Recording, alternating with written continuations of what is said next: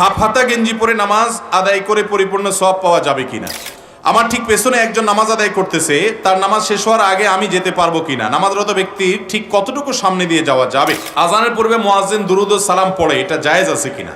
ঘুম থেকে উঠে যদি দেখি ফরজ গোসল করতে হয়, একই সময় যদি ফজরের ওয়াক্ত বেশি সময় না থাকে, এমত অবস্থা করণীয় কি।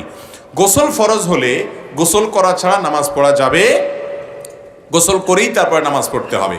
আপনি যদি এমন কোনো পরিবেশে থাকেন যেখানে গোসল ফরজ হয়েছে কিন্তু এখন গোসল করলে সেটা আপনার কাছে মনে হচ্ছে লজ্জার বিষয়, সেটা হয়তো অন্যরা দেখলে আপনি একটু হেজিটেশনে ভুগছেন, তাহলে বুঝবেন এই লজ্জাটা শয়তান সৃষ্টি করতেছে। কে সৃষ্টি করতেছে? শয়তান সৃষ্টি করতেছে। ইমানদার কখনো ফরজ কাজ করতে লজ্জা করতে পারে? কিসের লজ্জা এখানে? আমার গোসল ফরজ হয়েছে, আমি গোসল করছি, সবাই জানবে, অসুবিধার কি আছে? যদি আপনার মধ্যে কোনো হেজিটেশন হয় তাহলে বুঝবেন মিস্টার ইবলিস হাজির হয়ে গেছে। এই লজ্জা ইমানের অঙ্গ না, এটা কুফরির অঙ্গ। অতএব এই লজ্জাকে জয় করতে হবে। এটাকে সৎ সাহস বলে, যে আমি ভালো কাজ করতে কোনো প্রকার ভয় সংকোচ করব না, এটা করতে হবে। কিন্তু কথা হলো গোসল ফরজ হয়েছে, এমন টাইমে ঘুম ভাঙছে, সূর্য ওঠার বাকি আছে আর 7-8 মিনিট, গোসল করে আর নামাজ পড়া সম্ভব নয়। এরকম যদি হয় তাহলে সেক্ষেত্রে আপনি সূর্য ওঠার 10-15 মিনিট পরে এর মধ্যে গোসল করে তারপর আপনি নামাজের কাজা করবেন এবং ইস্তেগফার করবেন, ভবিষ্যতে যেন এরকম না হয় অ্যালার্ম টালার্ম দিয়ে শোবেন। কদাচিৎ জীবনে একবার এরকম অ্যাক্সিডেন্টলি ঘটনা হতে পারে, প্রায় এরকম হলে সেটা দোষণীয়।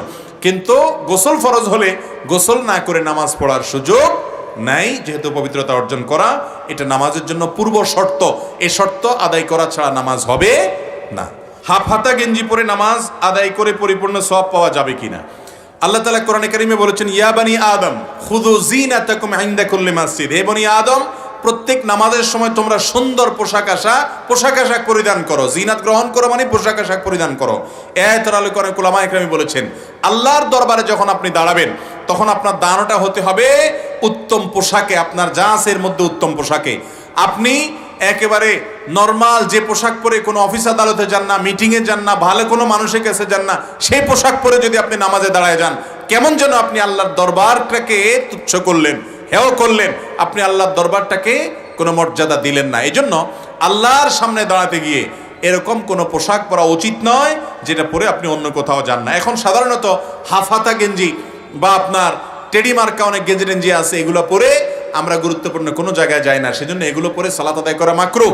আপনি শার্ট পরেন আর যাই পরেন এমন পোশাক পরেন যে পোশাকটা পরে আপনি ভালো জায়গায় যান, গুরুত্বপূর্ণ মানুষদের কাছে যান। আপনি নামাজের সময় আসলেন আর নর্মাল কাপড় পরলেন, অনেকে দেখা যায় বাসার বাড়িতে গামছা গায়ে দিয়ে নামাজ পড়া শুরু করে দেয়, আছে না নাই?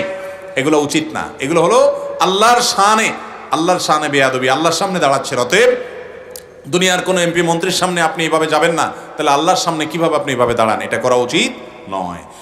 আমার ঠিক পেছনে একজন নামাজ আদায় করতেছে, তার নামাজ শেষ হওয়ার আগে আমি যেতে পারবো কিনা, নামাজরত ব্যক্তির ঠিক কতটুকু সামনে দিয়ে যাওয়া যাবে।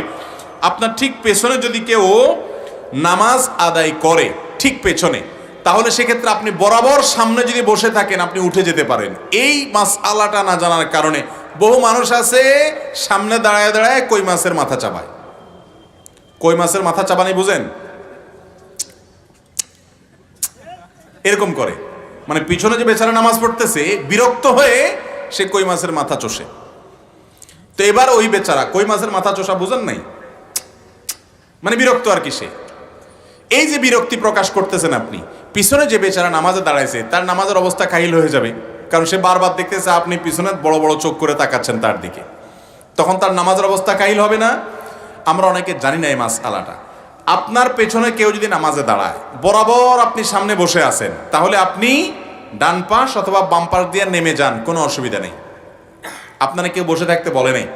আর যদি আপনি বসে থাকতে পারেন যাতে অন্যরা নির্বিঘ্নে চলাফেরা করতে পারে, সেটা উত্তম সওয়াবের কাজ, অন্যদেরকে সহায়তা করলেন। কিন্তু আপনি বসে থেকে ওই বেচারার দিকে বারবার তাকাচ্ছেন যে সে নামাজ শেষ করতেছে না কেন, এটা উচিত না। আরেকটা পদ্ধতি আছে, সেটাও জায়েজ। সেটা হলো নামাজ একজনে পড়ছে, আপনি পেছন থেকে ঠিক তার বরাবর সামনে উঠে দাঁড়ায় গেলেন, কথার কথা জামাত দাঁড়ায় গেছে, এখন একজনের সুন্নত পড়তেছে, এখন শেষের দিকে আছে, তো সামনের কাতারে তার যে নামাজ পড়তেছে তার বরাবর সামনে একজনের জায়গা ফাঁকা আছে, ডানে বামে মুসল্লি ফিল আপ হয়ে গেছে, তা আপনি এক পাশ থেকে আস্তে করে বরাবর দাঁড়ায় যান, কোনো অসুবিধা নেই।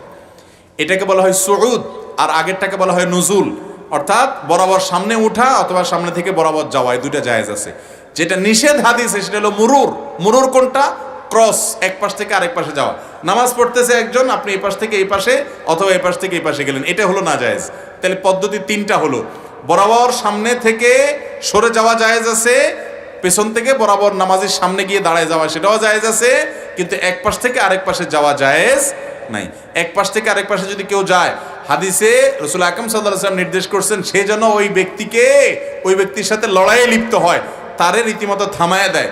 মসজিদে নববীতে একবার আমি দেখেছি, এক ব্যক্তির সামনে দিয়ে এরকম একজন যাচ্ছে নামাজের মধ্যে, সে এরকম হাত বাইর করে দিছে। তো হাত বাইর করার পরেও ওই লোকটা থামে নাই, সে তাও যাইতে নিছে। এরপরে নামাজের মধ্যে দেখলাম আমি তাকে যে এক হাত দিয়ে তার জামার কলার এরকম করে একটা মোচড় দিল আর কি, লোকটারে ফালাই দিয়ে আবার সে নামাজ পড়লো আর কি। ওই বেচারা পরে অন্যদিকে ঘুরে গেছে। তো এরকম কিছু বেড়া মানুষ আমাদের সমাজে আছে না নাই, যে তারপরেও যাওয়ার চেষ্টা করে, আছে না নাই? এটা করা উচিত না। এরপরে প্রশ্ন হলো, আজানের পূর্বে মুয়াজ্জিন দুরুদ ও সালাম পড়ে, এটা জায়েজ আছে কিনা? আমাদের দেশে অনেক এলাকাতে, বিশেষ করে চট্টগ্রামের দিকে একটু বেশি, চাঁদপুর এলাকাতে আছে, আরো বিভিন্ন এলাকাতে আছে, যে আজানের আগে মুয়াজ্জিন সাহেবরা বিভিন্ন দুরুদ পড়ে, আসসালাতু আসসালামু আলাইকা ইয়া রাসূলুল্লাহ, এরকম পড়ে। শুনছেন আপনারা? তো নবী করিম সাল্লাল্লাহু আলাইহি সাল্লামের হাদিস থেকে আমরা জানি যে আজানের পর, আজানের জবাব যখন আমরা দেব, তারপরে মুয়াজ্জিন আজান শেষ করবেন, আজানের পরে যখন দোয়া পড়বো, আজানের দোয়া, এই দোয়া পড়ার সময় দুরুদ পড়ার কথা হাদিসে আছে। অতএব দুরুদ হলো আজানের পরে, কিন্তু আমরা সেটাকে নিয়ে গেছি কোথায়? আজানের আগে। নবী করিম সাল্লাল্লাহু আলাইহি সাল্লাম যেখানে যে আমলটা করতে বলেছেন, ওইখানে ওই আমল করার ভেতরেই কল্যাণ আছে। আমি যদি সেটা উল্টায় ফেলি, তাহলে সেক্ষেত্রে কল্যাণের চাইতে অকল্যাণ বেশি হতে পারে।